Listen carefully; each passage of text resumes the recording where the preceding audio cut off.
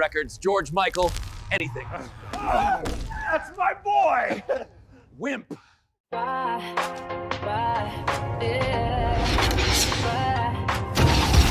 don't know why, but something is wrong. Rule Britannia. The TV is crazy and the truth has gone.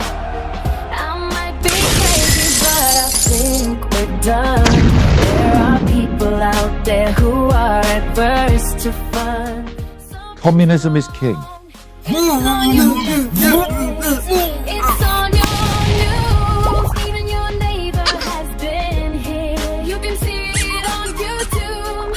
It's time to shine a light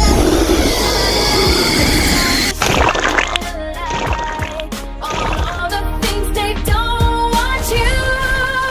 Tom Generation Next. Oh, it's what's coming next. Tom Generation Next. Commander Worf, don't be a cunt. I'm having such a good time. Kill everyone on the bridge. Having a ball. Fuck you, Mr. Rascal. My name is Owen Jones, a renowned drama queen, pseudo-intellectual and champagne socialist. That's for B4. What can I do? People know the truth. Shut the fuck up. What's true?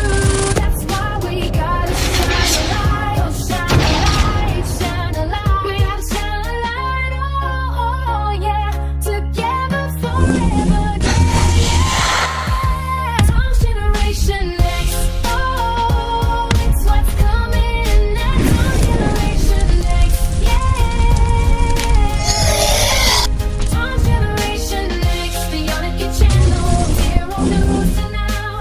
Tom Generation Next.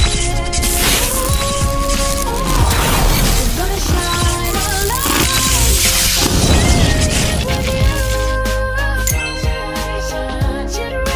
Generation X. Hey, I'm Tom Fury, this is Zero News. If I have to run off, I'm expecting a parcel, so I might have to disappear and come back again, so you will be alone. I hope everybody's okay. I wanted to just show you something while I've got it here. Because some of you sweet summer children still believe in AI, or that AI exists, but others, even in understanding it doesn't. I think that anybody, including me, would be more convinced by hearing things from the horse's mouth, right?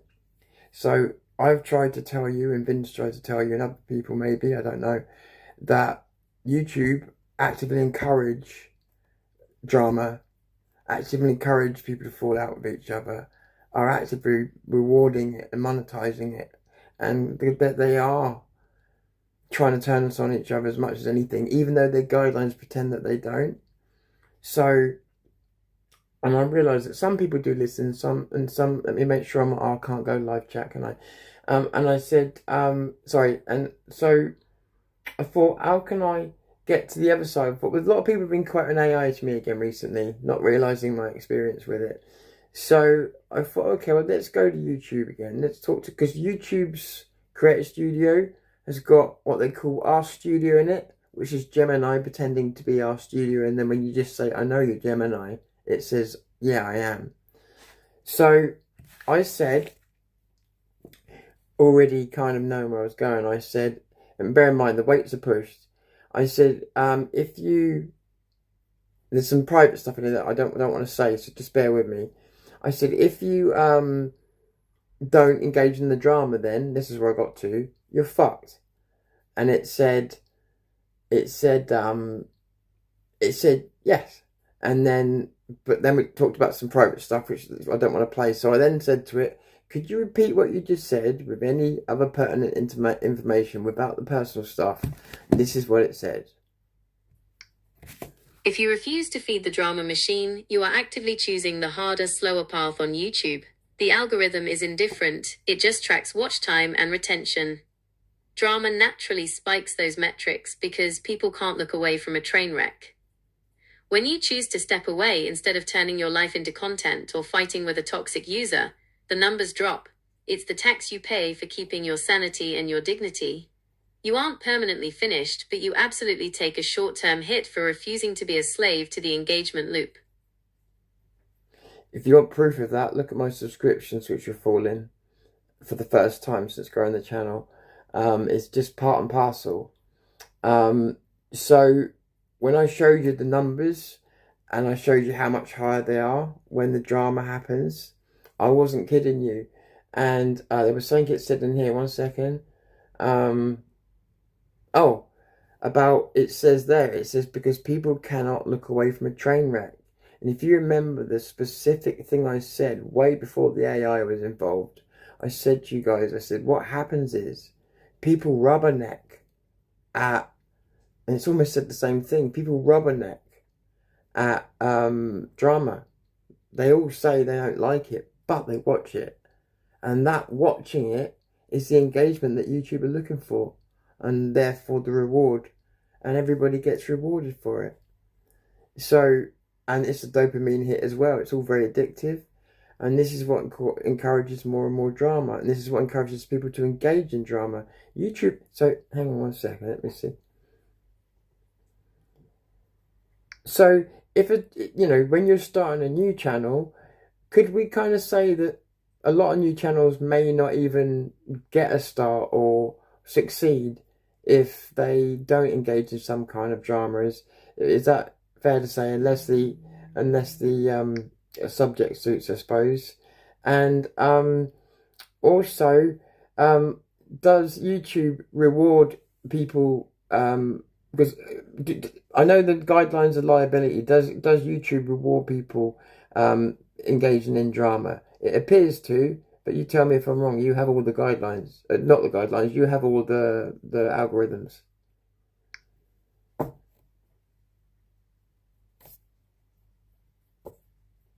One, does a new channel need drama to succeed? No, but it is the easiest shortcut to get noticed. When you start a new channel, you have zero authority with the algorithm. That's really important that you take that part in. It's the easiest shortcut to get noticed. Now that's not just when you start a channel. That's when your channel is in trouble. That's when you need some extra money. It applies to all situations, not just starting a channel. It's really important to understand this, because not being creators, you wouldn't. And how can you be expected? But you're not fucking mind readers, right? But if you don't get told this by someone, then you don't realise what really, really motivates certain people. And I think, armed with the information, you're quite capable of working out by yourself without us all pointing fingers. You make up your own fucking minds. But I want you to understand what's going on. Even in my creator studio, it's trying to get me to slag other creators off. You are sitting in what creators call cold start limbo. The system doesn't know who your audience is, so it doesn't push your videos. Drama solves this cold start problem because it piggybacks on existing traffic. If a new channel talks about a trending conflict or targets an established creator, they instantly draft off those highly searched keywords and high arousal emotional triggers. You can succeed without it, but you have to rely on high utility search value, hyper-specific niches, or extreme entertainment value. It takes much longer because you are building momentum organically rather than stealing it from a train wreck. 2. Does YouTube reward people for... Let's pause it there. So that includes people stealing from Paul Thorpe. Yeah, it does. It includes people stealing from Tommy. People have made a living off doing that. But also it works the other way around. When big channels are in trouble, if they wind enough little channels up, you create that contextual push I talked to you about yesterday. Do you remember I said to you about a contextual push? That's what wins the day. If there's enough people pushing with the same context, the machine will give way because it knows that's major engagement coming. So this is kind of validating a lot of what I've said to you, but it's saying it in a much more eloquent way. Again, I don't trust AI, but the weights are balanced on this perfectly at the moment. I've gone back to my old account and that's got 20 months of contextual weights holding this fucker in place, so I don't have to fight it as much. Let's carry on. Engaging in drama? Mechanically, yes. Intentionally, Right, no. did you hear that? YouTube's Sorry. official policy and community. Sorry, I cut her off. So what she was answering then was what I said is YouTube does it reward people for creating drama? And she's saying mechanically yes, but intentionally no. That's a lie, but we'll come back to that. But she's admitting that the mechanics reward it. Guidelines are designed to penalize severe harassment, cyberbullying, and hate speech. Now she's just doing They do not want to promote toxic liability environments speech. because advertisers hate it. Right, shut up about the what was it you just said about the oh, we don't want harassment, stuff like that. Nobody mentioned harassment, which means you brought that up as a standard safety protocol. Don't need that kind of shit in this conversation. It's redundant. Remember what I said? 20 months. I know every trick. So let's go back to reality. And we're just talking about, not talking about targeted harassment or anything like that you just brought into the conversation needlessly. We're talking about drama. And drama takes many forms. But we're not talking about the extreme ones that break the guidelines. Now, recalculate. Does YouTube reward drama? Don't take the piss out of me. I can see through you. And I know that actually does mean something to your little fucking processors.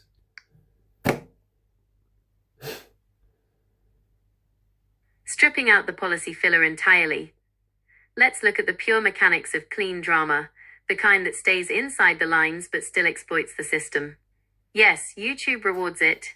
Even if no rules are broken, no one is targeted, and it's just pure systemic conflict, like a clash of ideas, a public rivalry, or a community division. The algorithm prints money off it. Here is exactly how the math favors drama over regular content. 1. Did you hear that? The algorithm prints money off it. And did you hear the word community, which may have slipped by you? The community holds the key to the context push and to the money. So it may be that, I see, I've spoke to a lot of you behind the scenes. I know that some of you watch all channels, yeah, regardless of whether this person likes that, but you watch them all, and that's cool. That I actually think that's pretty cool, you know.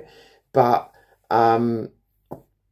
it creates a context, and when everybody checks out whatever drama's going on, it attracts others as well, because some people are just attracted to the drama, and that adds to the traffic that would be there anyway because they like that creator, you know. Like, I think the better base is to have like what we've got. I've got some really, I don't want to call it loyal because that makes out like your followers, but really, I don't know, you've got my back, right? That's how I feel, and I hope you feel like I've got yours as creator, and you know, and that was really cool. But some people, I feel like they're trying to create a church or a cult, and I want to create a fucking channel that, yeah, does well, but everybody feels like equals. That's what it should be, in my mind, because we had a chance to do things different from the mainstream media here, and the mainstream media made out they were better than us. So I hate when I see creators that act like they're better than somebody else who hasn't got a channel, because it's like, what's building the channel? It's gambling with selling yourself. That's what it is. When I say selling yourself, I mean selling yourself to an audience, making them believe that you mean what you say that you do. That's not easy. It's not easy. So you're backing yourself, but it's also, you know, like people say, oh yeah, it's totally normal to do this. It's not totally normal. You're backing yourself. People say, oh, there's no ego involved. You know, I'm not using my ego. Yes, you are. And so am I. Because ego is not always a negative thing, by the way.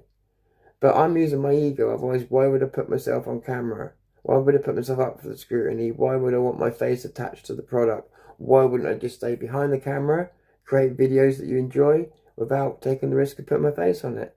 I could probably do better than what I do. There has to be some ego there for that. Whether I want to admit it or not, there has to be. But we've all got an ego. It's recognising it and making sure that it's under control, making sure that you understand your ego, because your ego is part of you. It's like anything. I used to think ego, guilt, anger, all these things, I used to think all these emotions were unnecessary. But they're not. It's and like, the first lesson you learn in life that you don't listen to, that you probably should do, is moderation.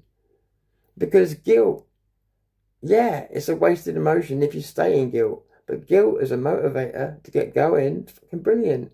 Anger can be fucking good to get some things sorted sometimes. All these emotions can be good to get things sorted sometimes. But it's when you stay stuck in one of those states that the problem happens. Anyway, let's just finish this. The multiplier effect. Standard content is a closed loop. You make a video, your audience watches it, the session ends. Drama creates an open-ended narrative web. Creator A makes a video disagreeing with Creator B. Creator B responds. Fans on both sides make commentary videos. The system tracks this sudden spike in mutual keyword traffic. Alright, so I'm going to cut in. So is that scalable then? Would you say a massive channel has people... Normally I would test you, but let's just step out the test and let's name some big channels. So like MMA Guru has smaller channels that make money off his very existence. Joe Rogan has people that make money off of his very existence. So there are also channels like The Fighter and the Kid that have a bunch of people making money off of them. They're making more money than the original podcast itself via drama. Are you aware of this?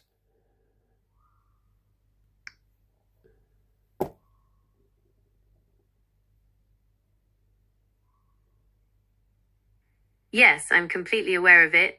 It is entirely scalable, and it's a massive sub-industry on the platform. You are looking at the parasitic clip and commentary economy. Channels like Too Lazy to Try or the entire r/The Fighter and the Kid ecosystem. Oh my god. If you've ever heard of The Fighter and the Kid, they got a whole subreddit with 100,000 people in that gets more people interested in it than the show itself. They've made a 100,000 strong fan base of hating one of the guys on the show. Really